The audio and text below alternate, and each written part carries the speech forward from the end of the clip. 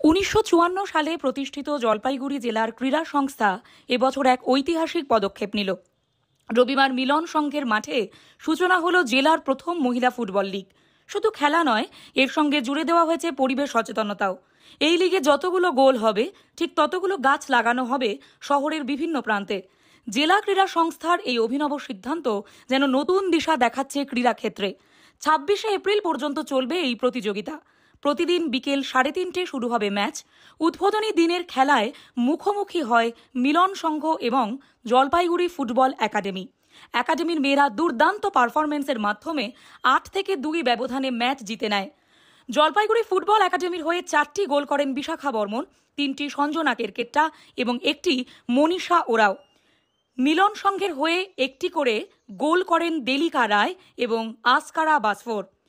Player of the ম্যাচের খেতাব পেয়েছেন বিশাখা বর্মন তার চমৎকার পারফরমেন্সের জন্য। খেলার সূচনা হয় জলপাইগুড়ি ফুটবল একাডেমির পতাকা উত্তোলনের মাধ্যমে।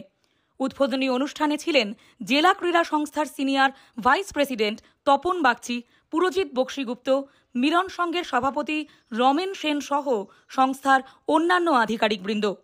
মহিলা ফুটবলের এই উদ্যোগ নিঃসন্দেহে জেলার মেয়েদের খেলাধুলায় আরও এগিয়ে যেতে অনুপ্রাণিত করবে। সঙ্গে পরিবেশ রক্ষায় বৃক্ষরোপণের যে বার্তা এতে জড়ানো হয়েছে তা একে করে তুলেছে অন্যরকম, অনন্য ও যুগোপযোগী। খেলার মাঠে যেমন গোল, তেমনি গাছে গাছে সবুজে ঢাকা শহর। এই হোক জলপাইগুড়ির নতুন স্বপ্ন।